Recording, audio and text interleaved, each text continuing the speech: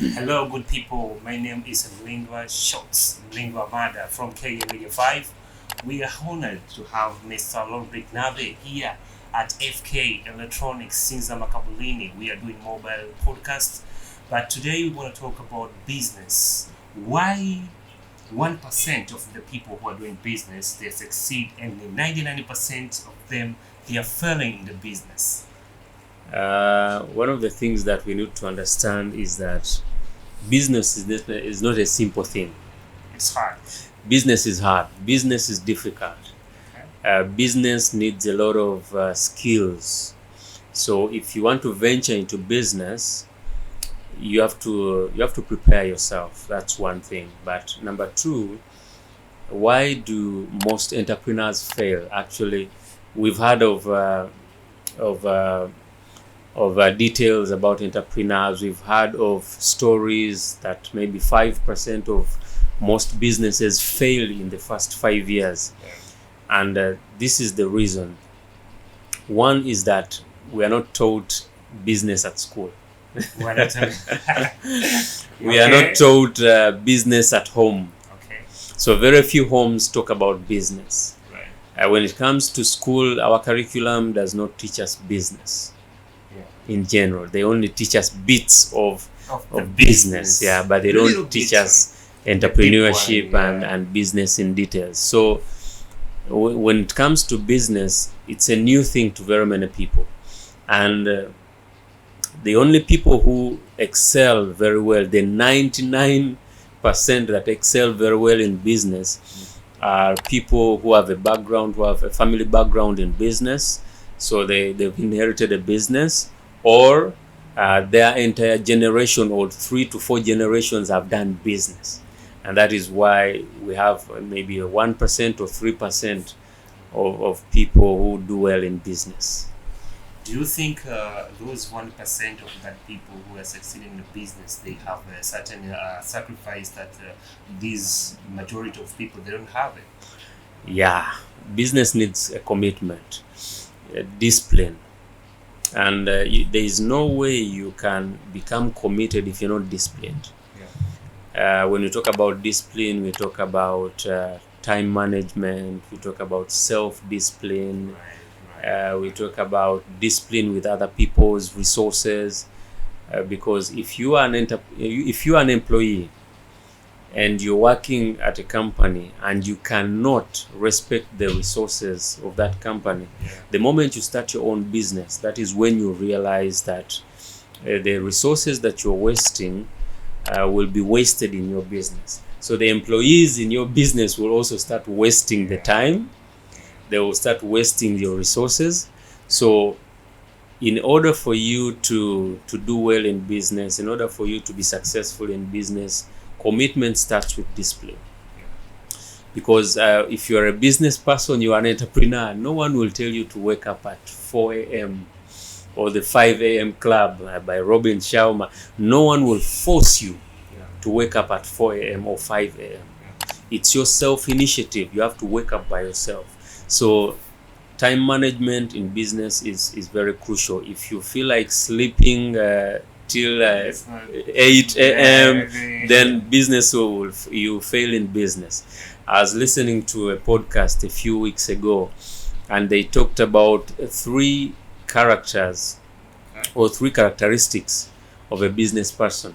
One, they have to be able to wake up early. I think that's the challenge of most of the people. It's a challenge to most people. Most people want to sleep in. Number 2, they have to be creative. Yes. So business is all about creativity. Don't cram when it comes to business. But sometimes you see in the market people they are doing the same thing. So exactly. So you'll find a competitor doing creative things, and they will phase you out of business. So 1, you need to be ready to wake up early. 2, you must be creative. And 3, you must be a people person. Interpersonal skills. You must learn how to deal with people, because business is all about customers. Prospecting customers, closing customers and retaining all those customers, it is a skill that you need to have.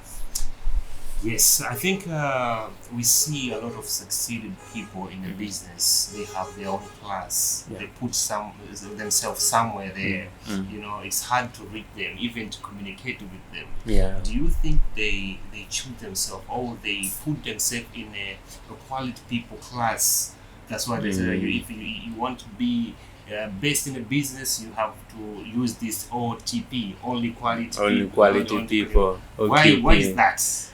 Yeah, of course, when you do business and succeed at a certain level, you have to set up standards. So standards, sometimes standards are set automatically. Okay. So if you become a millionaire or a billionaire, Okay. so you stop moving around with startups. So you will start moving with fellow billionaires or with fellow millionaires. So you'll find yourself in a circle with the same standards. Now, in order for you to penetrate in a certain circle, you must have the same beliefs. You must learn their environment. Where do billionaires go? Where do successful business people go for vacations? Sometimes even jogging with I them. saw Jay-Z jogging with other billionaires, you know. Yeah. And what I've realized is that the moment you reach a certain standard in business, you keep your secrets very intact. You do not want to share your secrets. So you only have a small circle of friends who know your secrets, or friends who have gone through the process that you've gone through. And that is why successful business people have a small circle. It's not easy to penetrate and join that circle if you're not part of them. That's why it's very difficult to get in touch with them. Yeah, I think let me give this one. I think we saw Olympics athletes. Yes. Those people who are doing sports, Mm. they're making a lot of money. Yep. And when it's come to the business, most of them they are failing. Yeah. And they're making a lot of money according to the sport level. Yeah. But when they change it in a business In a way, business way. it's going to collapse. Why? Of course, athletes and talent-based people do well with their talents, and they get a lot of money with their talents. But in order for you to become successful, you need to know how to transform your talent into a business. And that is why famous musicians and athletes have managers. They have financial advisors, so that these financial advisors help them secure investments. Yeah. Invest in lucrative businesses. They give them advice where to invest and where not to invest. Because, for example, let us take an example of a famous athlete like maybe LeBron James. He plays a game and he's paid millions and millions of dollars. And if he does not have an advisor or a financial advisor, he will spend that money on all the good stuff, buying private jets, buying shoes, clothes, buying expensive clothes, watches, cars, and all that stuff. So this is why such people respect financial advisors or business advisors. They do well with their talents, but when it comes to business, there are people with the experience, with the knowledge on how you can do business with the money that you get from your talent. If I struggle myself to build a big business, I'm talking about that big business, like Alibaba business. Yeah. For so long, people start the business from scratch, investing themselves, their time, efforts, and everything. Yeah. And the owners unfortunately die, and he want to inherit that business to the family.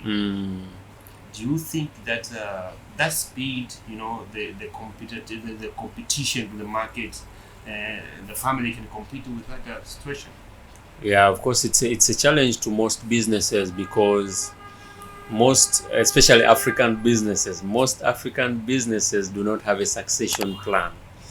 So by the time the owner or the founder passes away, the children or the grandchildren do not know how to to push along the business, to deal with the competitors, and even upgrade or grow the business bigger than the vision of the founder. So the first thing that needs to be done is to set up a succession plan. Yeah. So before you leave that business to your children, Yes. you need to show them the whole plan of your business, the full step. How big is the vision of the business? Take them through the process, and that is why most countries, especially the Indians and the Arabs, do well in business because they start the succession plan with their kids while they're still young. Now Africans will wait for the kids or for the children to reach university. Remember, by the time they reach university, they've started going for their passions. They no longer want to deal with your business. Absolutely. But if you start putting them in the process of succession when they are still young, first of all, they will start liking the business.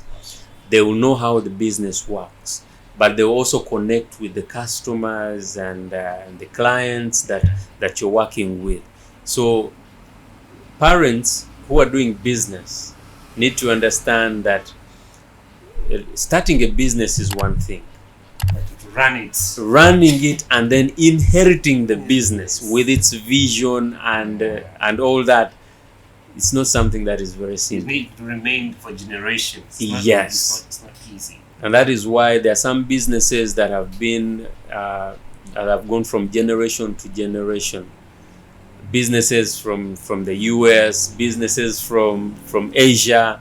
Now when it comes to Africa, it's a challenge, because most African businesses do not have a succession plan of how this business will move from the first generation to the next generation. Yeah. Okay, I'll give another one. We saw most of the shark in business. Yeah.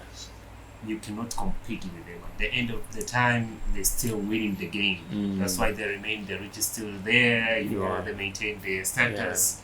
What the strategy do they use? To stay hungry to win the markets. One of the strategies that I've learned in any game, it's not only in business, but in any game or in whatever you want to do, experience matters. Experience matters. So it's better to start early and get a lot of experience and exposure in the certain market or in certain business. So the big brands that we're talking about, these are brands that have been in the industry for over 10, 20 years. So they know all the corners of the business. They know all the competition. They know all the strategies that can be used in order for them to win. So by the time a new business comes in and wants to compete with them, it's easy to phase that business out. So if you are a business person, it's better to fail early, fail fast, start your business and do whatever you can to gain enough experience in the shortest time possible. You need to fail very fast. Fail very fast. And this is how you can do it. One is you can connect with a lot of business people and learn from them. Or get a mentor who has been in a business, failed a lot of time in business, so they will give you a lot of experience. They will tell you a lot of things that you wouldn't have learned by yourself. So you can either connect with very many business people so that they can teach you, learn from them, or get mentors who can teach you through their process, because they've been through the process. They have failed a lot and they've learned a lot about business. So experience, you cannot cheat experience. So if you are in business and you really want to go all in, then look for connect with fellow business people, join business networks, but also look for mentors. Yes. We have seen a lot of people, they are doing I think it's like campaign or supportive campaign. Like they listen to your idea. You tell them. Sometimes they support the idea. Okay. Do you think it's secure or it's safe for dropping an idea to someone? In a public way like that. The internet nowadays, everyone can see it. Yeah, of course. To a certain point, to a small part of it, it's a secure strategy if you want to grow. It's a secure strategy. To a small part of it, very least. But if you start a business, the best way to grow that business and become strong, or make it a strong brand, is for you to first understand the business, work on your business, you as the founder or the CEO. So by the time you sell your idea to another investor, you know everything about your business. So by the time an investor comes, because the investor always comes because of the money, that's all they want. They want the profits. They want to invest it, but at the end of the day, they won't care about the vision of your business or whatever. What they want is profits, revenue.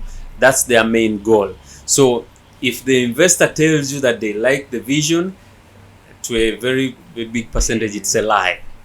All they care about is the revenue that will come from your vision or from your business. So make sure before you start going out and sharing your vision and your brand or your business idea to different people who will support you, make sure you know your business in and out. So by the time you bring in the workers, the partners, and the investors, they all dance to your tunes. So they will not work without you because you are the master planner. You know the vision and you know where your business will go in the next 5 to 10 years. Okay, I think we know that you are reading. Readers are leaders. Yeah. In a business, I need 2 or 3 books that change your mindsets in the business world. Wow. One of the books is the most powerful book. I think most people have read it. Rich Dad, Poor Dad by Robert Kiyosaki. Okay. When you read that book, you learn of a story of a boy who started business when he was still young. Right now, when we look at Robert Kiyosaki, he's a huge real estate business person. So through that book, you learn a lot about business. But also, another business book that I also learned is The Business of the 21st Century by Robert Kiyosaki. And the business of the 21st century, actually, Robert Kiyosaki talks about multi-level marketing. Now, most people do not want network marketing, but I only like the idea of how you can sell a business through multi-level marketing. So, for example, if KM Media wants to sell its shares, KM Media can sell its shares through people. That is multi-level marketing. So you sell your idea to a person, and that person sells the idea to another person, and the chain grows bigger. So when you read the book, the Business of the 21st Century, you can apply that system or apply that formula to any business that you want. And that is why churches are actually businesses. So when it comes to churches, people tell other people about a certain church. So they recommend, actually, multi-level marketing is recommendation marketing. When I buy a nice microphone, I'll tell another person about the microphone, and that's the biggest and most powerful way of marketing a business or a product. Someone tells another person, and the other person tells another, word of mouth. So the book, the Business of the 21st Century can teach you that system.